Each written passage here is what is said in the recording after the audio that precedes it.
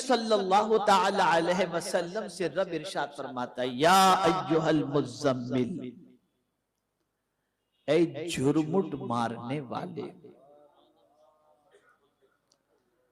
अब इस सूरत की खासियत बताऊं आपको, ये सूरत क्या है।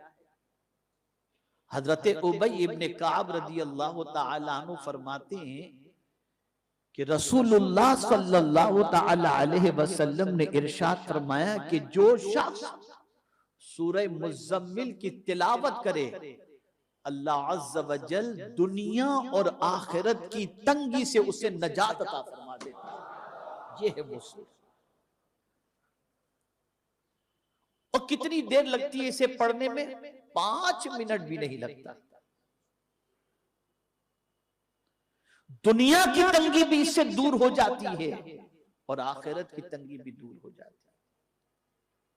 अब परवरदिगार अपने महबूब सल्लल्लाहु अलैहि वसल्लम से खिताब फरमाते हैं, ऐ या अय्युहल मुज़्ज़म्मिल, ऐ जुर्मुट मारने वाले।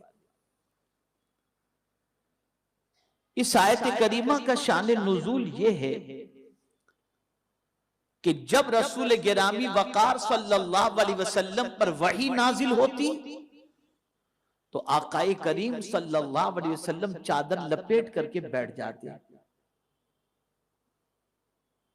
मेरे मौला को ये चादर लपेटना इतना पसंद आया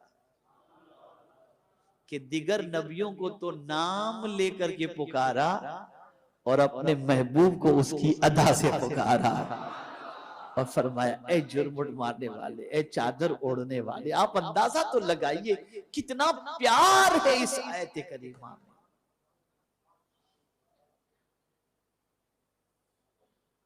अब चूंकि वही के नुज़ूल से एक तबीयत के ऊपर गिरा कद्र बोझ महसूस होता, ताकत है ना वही में। आप ये ना समझिए ये तो हमारा हाल है कि हम कुरान को सरसरी तौर पर पढ़ के निकल जाते हैं, जानते नहीं तो असर भी नहीं होता। वरना खुदा की कसम ताकत इतनी है इस कुरान की कि अगर इस कुरान के एक एक लफ्ज और मानी को आदमी समझ करके पढ़े तो दिल की सारी बीमारियां दूर हो जाए, उसकी दिल की कमजोरियां दूर हो जाए।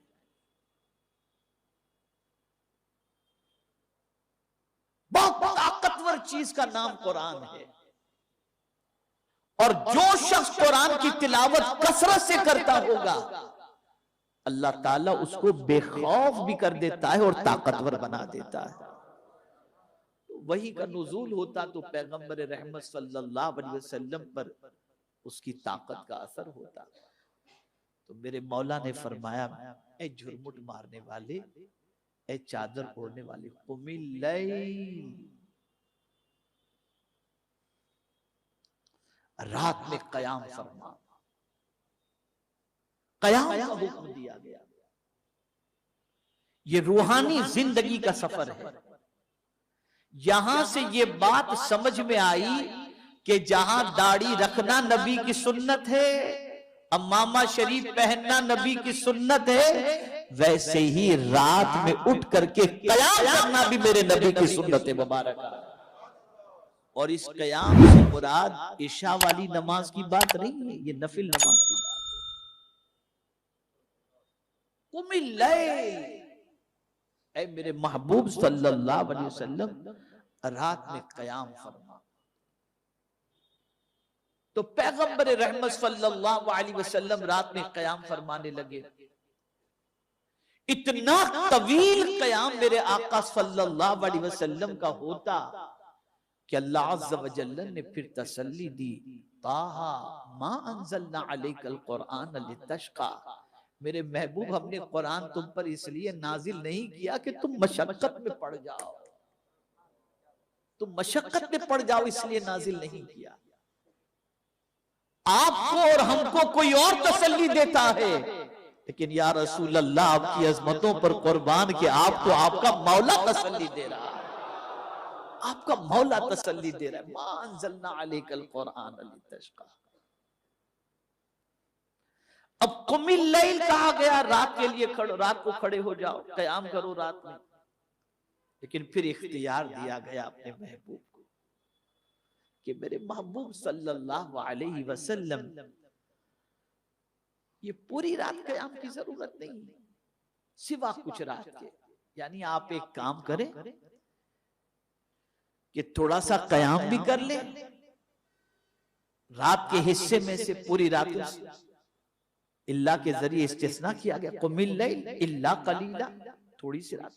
फिर उस थोड़ी सी रात को भी फिर कैद कर दिया गया, बता दिया गया कितनी रात, कितनी रात आप कयाम करें। तो कहा गया निस्फहू, आधी रात, अविन कुस्मिनहु कलीला, या उससे कुछ कम करो, या इस पर कुछ बढ़ाओ, और जिद अलैह, इस पर कुछ बढ़ाओ। अब यहां से आप समझिएगा, ये जो आज मेकअप की जरूरत पड़ती है, बहुत सारी चीजों की जरूरत पड़ती है चेहरे को निखारने के लिए, उसकी वजह सबसे बड़ी यह है कि रात का कयाम छूट गया। मेरे आका सल्लल्लाहु अलैहि वसल्लम फरमाते हैं, जो रात को तहज्जुद पढ़े, सुबह उसके चेहरे को अल्लाह मुनव्वर कर दिया करता है, रोशन कर दिया करता है। और जब ये आये करीमा नाजिल हुई तो आप जानते हैं सहाबाई किराम अलैहिमुर रिदवान भी रात को नमाज पढ़ने लगे, कयाम करने लगे। लेकिन सहाबाई किराम उम्मत से परवरदिगार जल्ल जलालहू ने इसको मंसूख कर दिया। अब रात का कयाम उम्मत के लिए फर्ज नहीं है, अब ये नफिल के अंदर होगा। लेकिन तारीख ये बताती है शायद ही कोई वली आपको ऐसा मिले जो रात की तारीकी में नमाज न अदा करता हो। सिर्फ ईशा की बात नहीं कर रहा हूं, ईशा की बात नहीं कर रहा हूं। ईशा पढ़कर सो जाना और रात के कुछ हिस्से के गुजर जाने के बाद अल्लाह की बारगाह में खड़े होकर नमाज पढ़ना, ये हर वली की जिंदगी आपको नजर आएगी, हर वली की जिंदगी। इसीलिए फरमाया गया रात को 3 हिस्से में तकसीम करो। आज तो पूरा एक हिस्सा व्हाट्सएप में गुजर जाता है, 2 खालिक की बंदगी में गुजारो, एक हिस्सा अहलो अयाल को दो और एक हिस्सा अपने जिस्म को आराम के लिए दो। ये 3 हिस्से रात के करने चाहिए।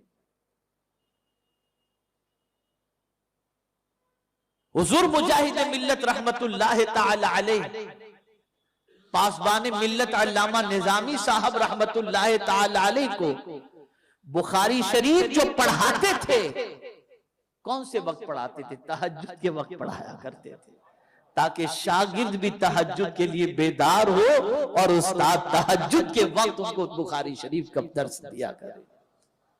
रात की इबादत अल्लाह को बहुत पसंद है। आखिर ये रात के बारे में क्यों ऐसा कहा गया, क्यों ऐसा कहा गया? तो मेरे प्यारे आका सल्लल्लाहु अलैहि वसल्लम के प्यारे दीवानों, रात के आखिरी पहर में मौला आसमानी दुनिया पर नुज़ूल इजलाल फरमाकर खुद इरशाद फरमाता है कोई मुझसे मगफिरत का तलबगार कि मैं उसकी खताओं को माफ कर दूं? अल्लाह खुद पुकारता है। बड़ा अजीम वक्त होता है वो।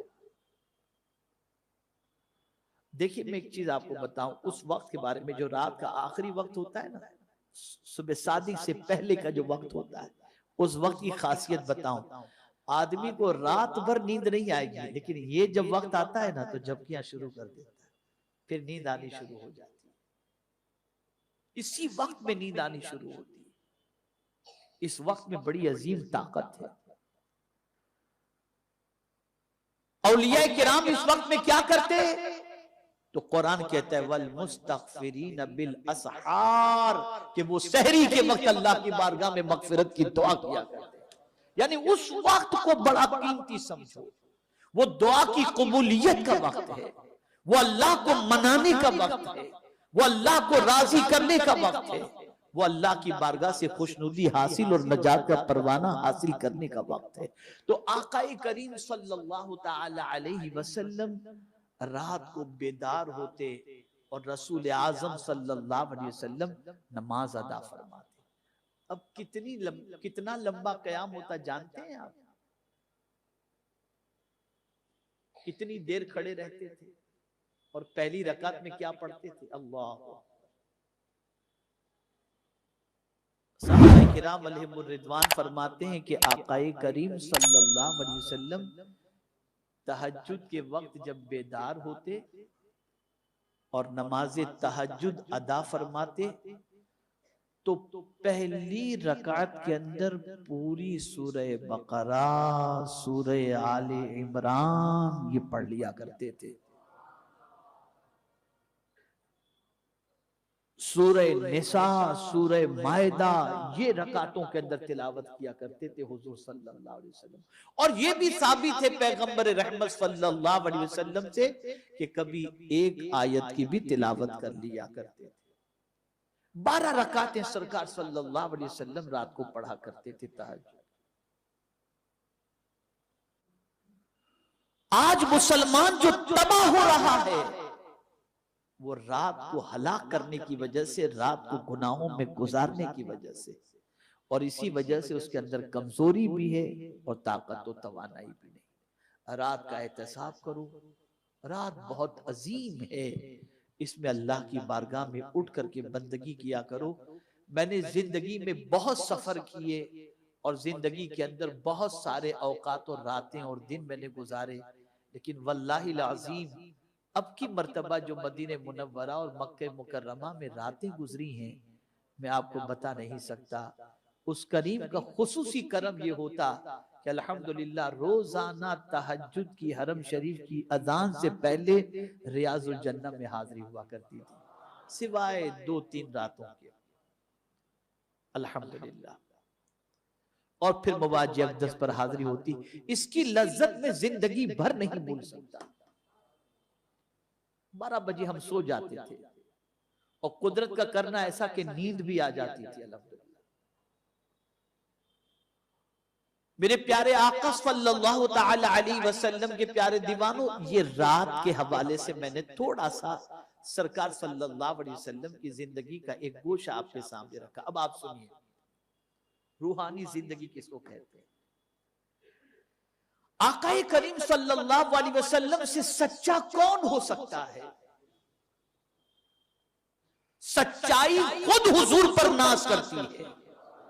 ऐसे सच्चे रसूल आजम सल्लल्लाहु अलैहि वसल्लम, लेकिन बावजूद इसके जब मेरे आका सल्लल्लाहु अलैहि वसल्लम दीन की दावत देने के लिए निकलते तो कभी कोई पत्थर फेंकता, कभी कोई लफ्जों के तीर चलाता, माज़अल्लाह न जाने कैसे कैसे टाइटल हुजूर सल्लल्लाहु अलैहि वसल्लम को देता, जिसकी वजह से सरकार सल्लल्लाहु अलैहि वसल्लम के दिल को तकलीफ पहुंचती। तवज्जो चाहूंगा, सीखो ये सब चीजें।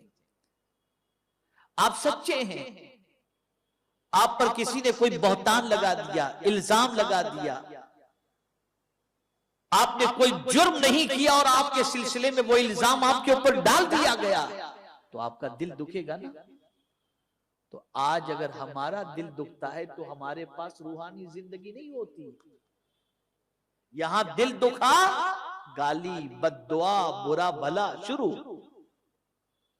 लेकिन मेरे आका की रूहानी जिंदगी इतनी अजीम जिंदगी थी कि कुरान कहता है वलक़द नअलमु अन्नका यदीक़ु सद्रुका बिमा यक़ूलून फसब्बिह बिहम्दि रब्बिक वकुम मिनस साजिदीन। मेरे महबूब, हम जरूर जानते हैं जो वो कहते हैं उनकी बातों से तुम्हारे दिल को तकलीफ पहुंचती है, लेकिन तुम एक काम करो, फसब्बिह बिहम्दि रब्बिक, इन बुरे कहने वालों की बातों पर तवज्जो मत दो, तुम हमारी तस्बीह करो और हमारी हम्द बजा लाओ। पता ये चला कि तुम अगर ताकतवर बनना चाहते हो तो गाली का जवाब गाली नहीं है। अगर तुम बेकसूर हो, कोई तुम पर इल्जाम रख रहा है, बुरा भला कह रहा है, तो तुम अल्लाह की तस्बीह करो, तुम्हारे दिल का मैल भी खत्म हो जाएगा, तकलीफ भी खत्म हो जाएगी, टेंशन भी खत्म हो जाएगा, और मेरा मौला तुम्हें ताकत और तवानाई अता फरमाएगा। ये रसूल आजम सल्लल्लाहु अलैहि वसल्लम।